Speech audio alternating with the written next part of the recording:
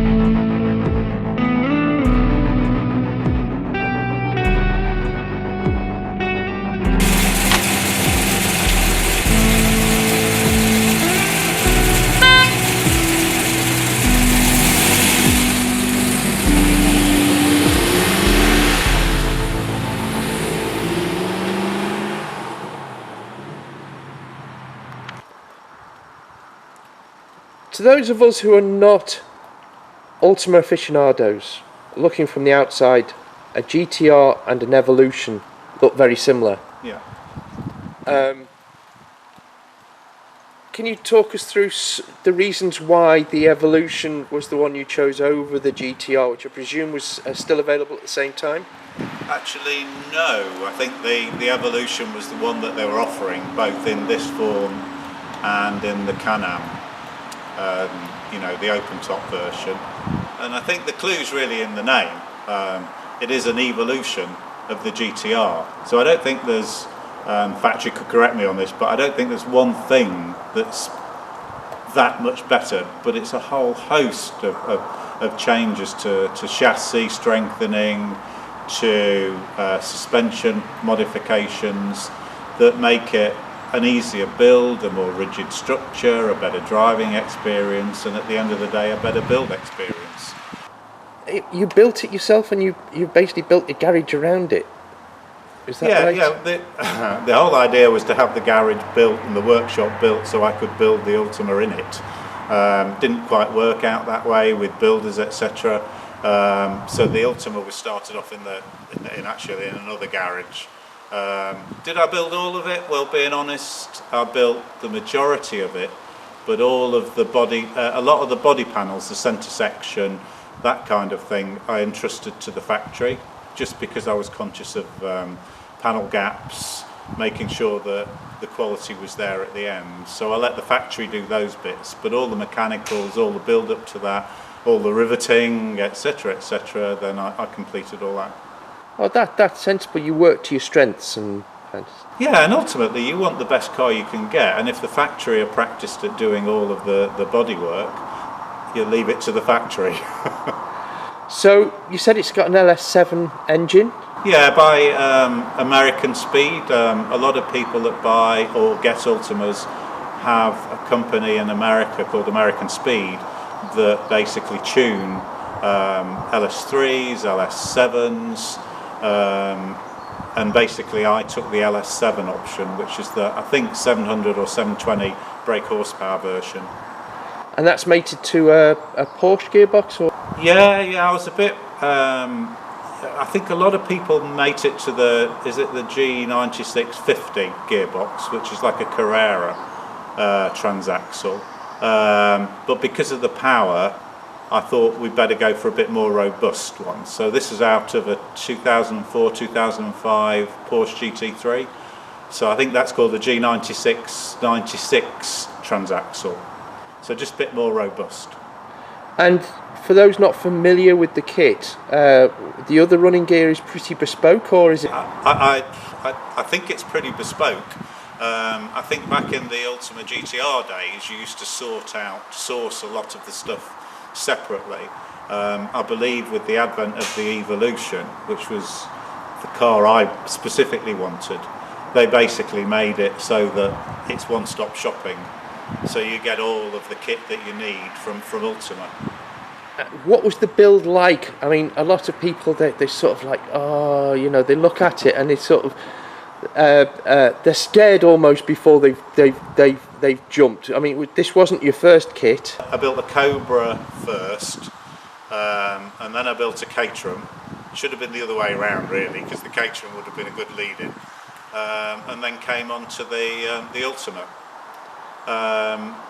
The Ultima was different to the Cobra in that with the Ultima there's a lot more riveting, but it's within most people's technical expertise. As long as you're careful, the build manual is pretty good, the online resources are good, and what I always used to do was kind of once a month I'd drive over to the factory, which is quite nice anyway, drive over to the factory and they'd kind of give me a bit of a tutorial on what I might be wanting to do, take loads of pictures, or if I need to they would send me pictures through email, etc., of what I needed to do.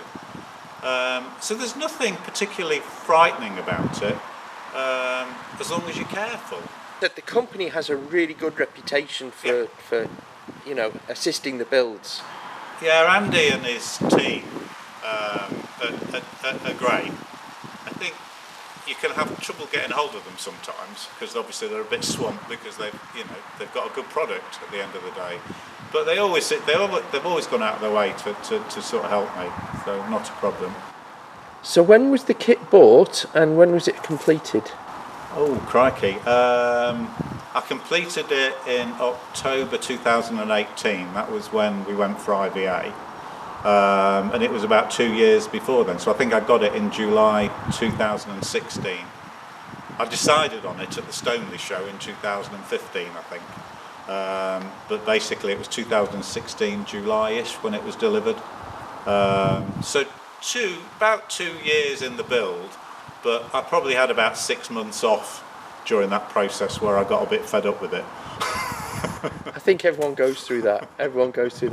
But it sounds like a nice, steady, progressive project. Yeah, and the nice thing about the way Ultima can deliver it is they deliver it in phases. So you don't end up, if you haven't got a big garage or a lot of area, you can buy like the chassis first of all, which is what they do anyway. And it's not delivered with the body or anything like that, and you get your aluminium panels that are all sort of pre-formed, and you start riveting and putting the electrics in and things like that, and then basically you'll start to get your body bits, and then the final bits are your engine and your drive chain. So you can have it delivered in parts, so you're never faced with that 150 boxes trying to open them and work out what goes where. So it's much more user-friendly in that respect. Having said that, that's sort of in the UK where you can get it. Yes. I think what happens when Ultima ship abroad is you'll get a big container with everything, but it's all clearly labelled. So, 2018, you've got the car IVA'd. So, first driving impressions. I presume you had a test drive of the factory car. I mean, well, Richard's interesting. He doesn't actually let you drive it, so you have to go on trust a little bit. First impressions after I drove it was, wow, this thing is seriously wicked. Handles absolutely beautifully. Probably a little bit disappointed in the gear changes. Because it's a gable gear change, it's a long way back to that transaxle, and to be honest with the GT3 box anyway, until it warms up, it's a little bit notchy, but once it warms up, it's smooth. And for those who can only imagine the experience of driving the car, Control weights, is it sort of from the steering, the pedals, you mentioned the notchy gear change, is it sort of like an old school supercar which is everything's heavy, or is it reasonably easy? I think up to I'd say up to 5 miles an hour it kind of feels heavy primarily because of the steering, but over that it's a bit like a go-kart, to be honest. It's so direct, not overly so, like it doesn't want to get out of shape, but it handles beautifully, as long as you don't give it full beans when you're coming out of a roundabout, in which you can get it out of shape. And what's the public reaction to the car? Oh my goodness, always plan for half an hour at the petrol station, basically. Yeah, I don't ever take it to Sainsbury's because parking it is a bit of an issue, and at the petrol station it's always, hello mate, can I take a picture of your car, what is it? It's always that sort of thing. How many people actually recognise it, or just see it as a supercar? Very few recognise it, just see it as a supercar. To them it's a Ferrari or a McLaren or whatever, yeah. And how much use, how often are you able to actually use the car, and where do you go? The lockdown's been a funny thing, because I'd say since lockdown it's not really been used that much, because I've just got out of the habit, I think with a lot of people, of physically going out, and we've not sort of been on any holidays where we could use it, because we'd go with a group of people like we used to do with the Cobras and things like that, so it's not had a great opportunity to be used.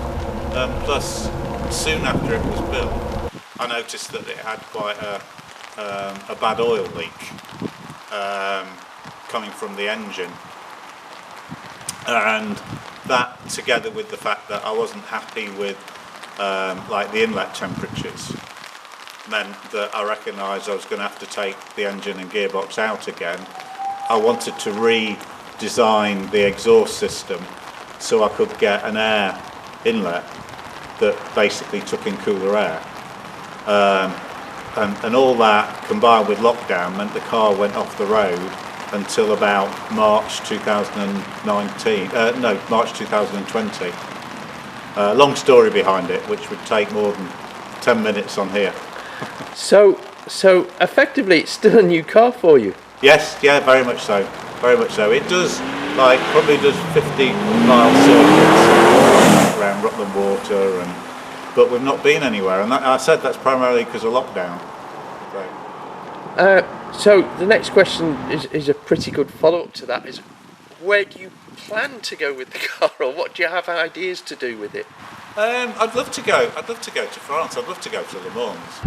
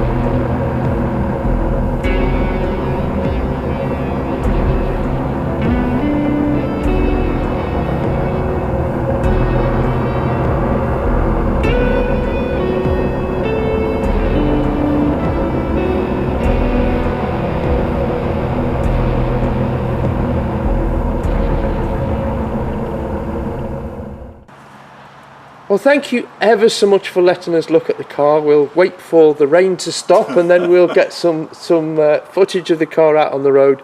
But thank you ever so much. Thank you. Thank you.